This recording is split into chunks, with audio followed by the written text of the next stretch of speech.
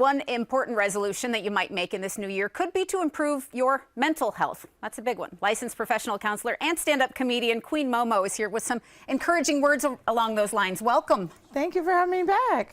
Always glad you're here. One of your main messages today is be kind to yourself. You pointed out we're just a month into winter. It's not always the easiest time to make all the improvements you want to make. What's happening right now?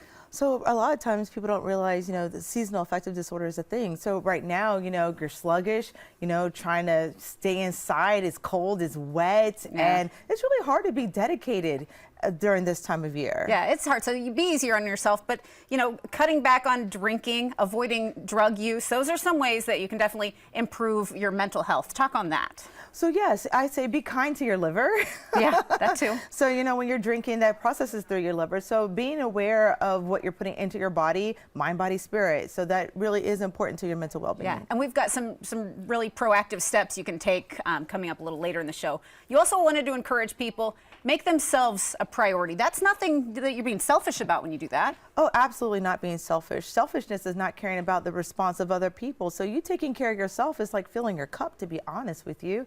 And, it makes you available, ready for other people. Yeah, so make sure you're taking care of yourself, because you can't take care of others if you're not there. Then you've got the exercise, the good nutrition, the good sleep. Those all make you feel better mentally. If you're just not feeling right, that helps. It definitely helps. Exercise is one of the better things. And some people, exercise is a trigger word. So move your body, get your heart rate up, and you'll start feeling a lot better. I hear a lot about people that say, I've had too much exposure to social media. That is what's bringing me down. And they're taking breaks.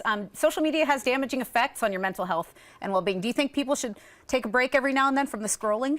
Yes. My whole thing is you seek and you shall find. So the way the algorithms work on social media, taking a break is actually not a bad idea. Less screen time. So yeah. Yeah, definitely. I took a year off once. Yeah, and that made a big impact. Unplugging from the social drama, they say. Oh, yes, definitely. You don't need to be a part of it. When it comes to having better health in 2023, mental health, the big step that's not always easy to take. I mean, people struggle with how they can make improvements, but if they need to seek help or just reach out to somebody who's supportive, that can be life-changing. Talk about that. Yes, that is very life-changing. It's very important to realize that we don't have to do this by ourselves. And when you actually find a therapist, a good fit, okay, not every therapist is a good therapist for you, but it makes a huge difference knowing that you have an unbiased person who's actually trained to help you shift negative thoughts into positive thoughts. And tell me this, Queen Momo, not everybody, has been to a therapist, and maybe they're worried about what that first visit is like. I'm sure it's different depending on who you're talking to, but what could somebody expect from a first visit? So from a first visit, it really get to know the person, get to know your therapist a little bit. I say always bring questions with you because we work for you. And when you have good valid questions, it helps us understand what direction you want to go in. Yeah, and while people say, I'm surrounded by friends, I can talk, a therapy session takes it to the next level. Hunty, friends are going to tell you what you want to hear sometimes. There it is. It is really hard to be a friend and be like, ooh, girl, no, that is not for you today. And that's where you can come in. And I love this, the way you operate your own practice at Kintsugi Therapeutic Services. Your Mindful Upstate off Pelham Road is your location. Tell us anything about that practice that you want people to know, or just maybe why it's important to really take care of themselves in this new year. It's important to take care of yourself in this new year. I have this philosophy: within light there is darkness, within darkness there is light. We can't have one without the other. So in my particular practice is being able to find that balance for you as an individual.